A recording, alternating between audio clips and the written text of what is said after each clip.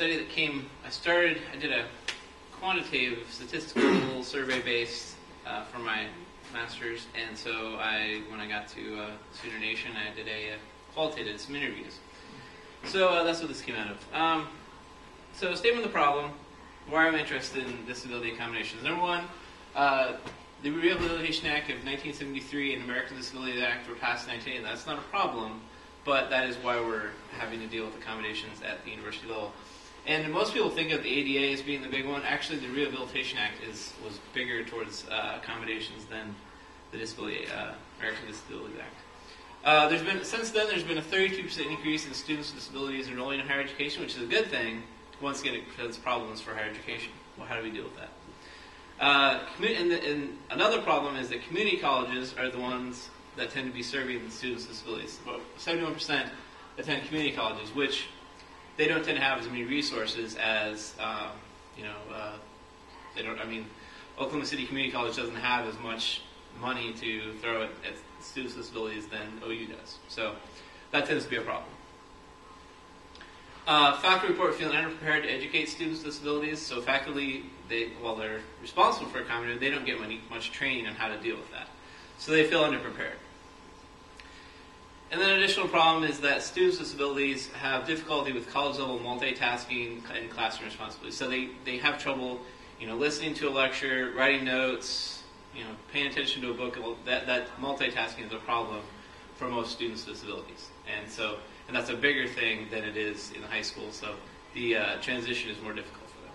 So that's kind of what we're dealing with. So let's kind of review some literature.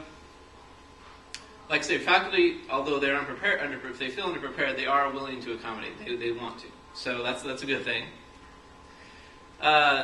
Disability services tends to react to students' complaints when they arise. They don't tend to be proactive. They deal with things as they come to them. They don't tend to go out of their, they don't react before problems occur. Disability services tends not to have all the resources they need. They get shoved into, at least at OU, they're part of the health building, which is kind of a problem because disability is not necessarily a health issue, or it shouldn't be considered a health issue, but they don't tend to have all the money they need. They would like more resources that they don't get access to.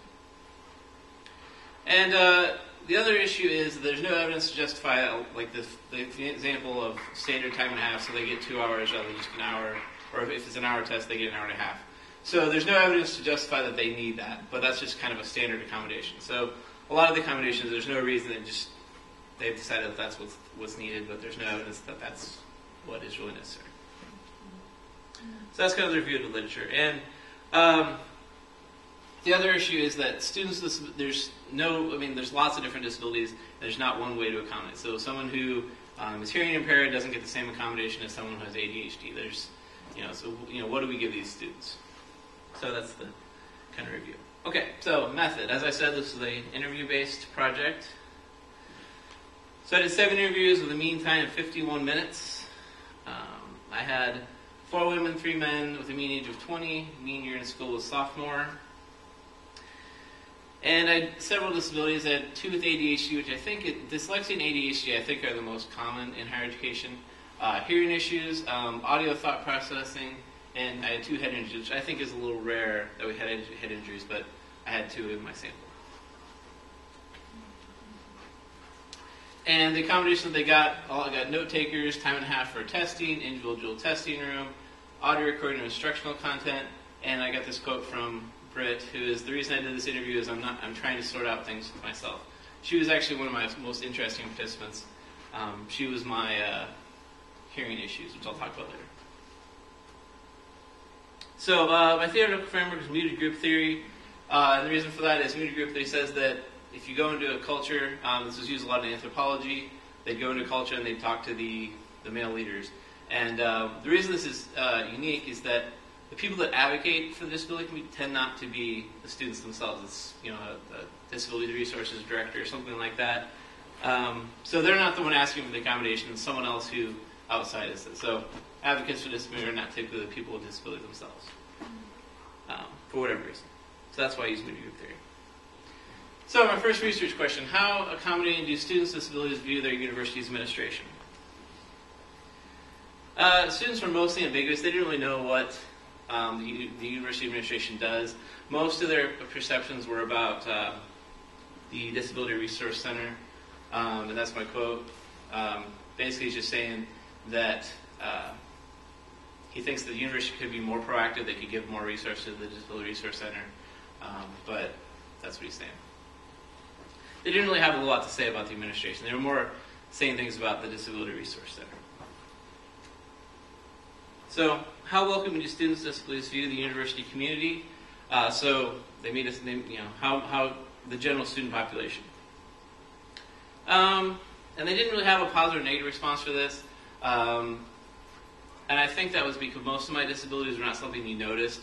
So it wasn't like, they were missing, they were in a wheelchair. None of my participants, if you walked into a room, you'd think of them as a student with a disability. This was one from Britt. She, like I said, she didn't have her hearing issue that she couldn't hear particular pitches. And she was really interesting because they were able to fix the problem temporarily, and then, but it wasn't a permanent solution. So she was really interesting because she was able to become not a person with a disability, and then she became one again, and it actually really upset her. So that was interesting. Third research question, do students with disabilities view faculty as desiring to accommodate their needs? And I'll talk about a little bit of this later. Some responses indicate no issues with this, while others express concern that faculty aren't making the accommodations. And I'll talk more about this in the discussion, but there were instances when faculty just didn't do it. And I'll talk about who was more likely to not do it and who in what situations. But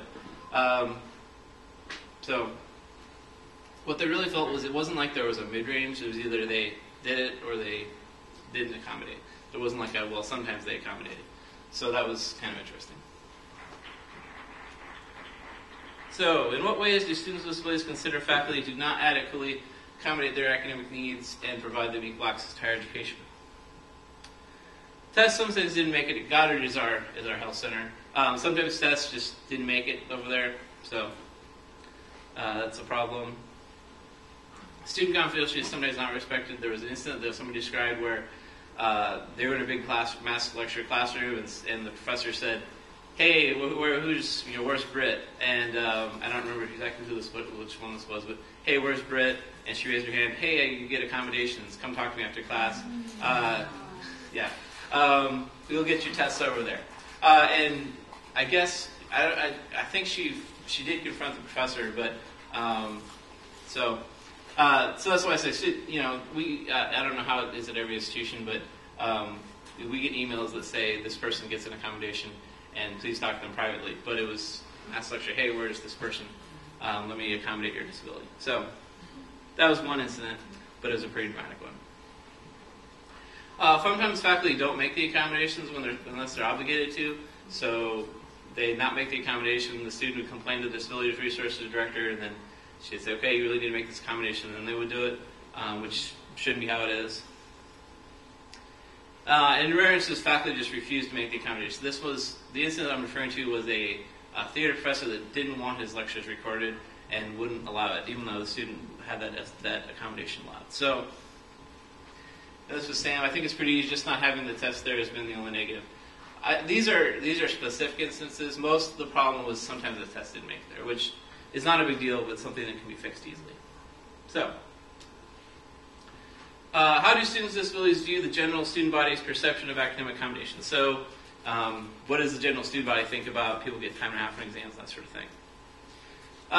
The students receiving accommodations generally felt that the general student body feels positively toward them. They don't think they're getting an unfair advantage. So, like for example, Tiffany says, I've had friends try to convince themselves that they have ADHD so they can get extra time on exams. And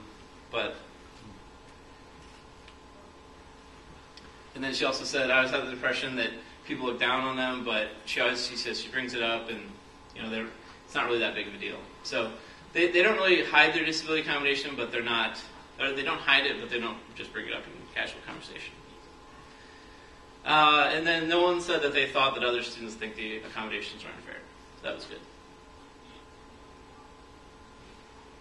How open are students with disabilities about their accommodations? How open are they with others about their accommodations?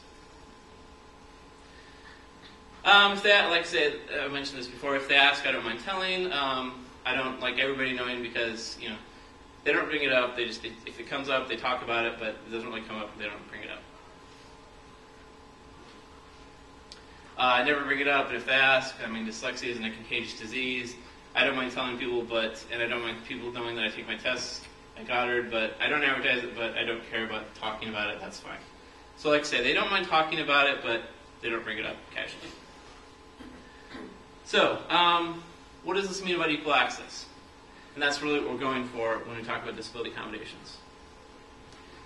Overall, all but one student thought that they had equal access to higher education. Only one of my participants said I don't have access, but the one that said, he said basically that's unobtainable, but he feels that it's a fair situation. He's satisfied with the accommodation. I'd like to say I have equal access. I'm not sure equal access is a completely legit goal. We have whatever wish we have, and it makes it unequal, but I can graduate with, I can get through higher education with my accommodations. So this was interesting, and this is something that we can work with as higher education people. Older professors tend to be less accommodating than younger professors. Universally, they all said older professors are not likely to make accommodations as young professors. So that's something that we can work on. But the good news is students report performing better in classes when receiving accommodations. So the accommodations are working. They allow them to finish, or allow them to, they give them the ability to graduate. So future directions. Like I said, interview a greater range of a number of disabilities. The disability population at OU is about 300 or 400, depending upon how it's calculated. But so I only got 7, but interviews take time. Discover more about accommodations made at other institutions. I have a feeling that accommodations are done differently at different institutions, depending upon where the Disability Resource Center is, that sort of thing. So find out how it is at other institutions. And then what I'd like to do is combine this project with a survey-based assessment of OU, which I actually have done. I've done the survey-based assessment. We're ready to analyze data. So we're there. And that's my last quote.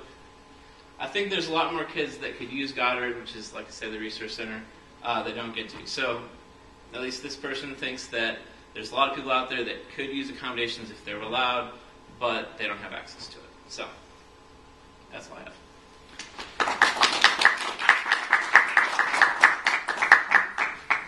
Thank you very much, Eric.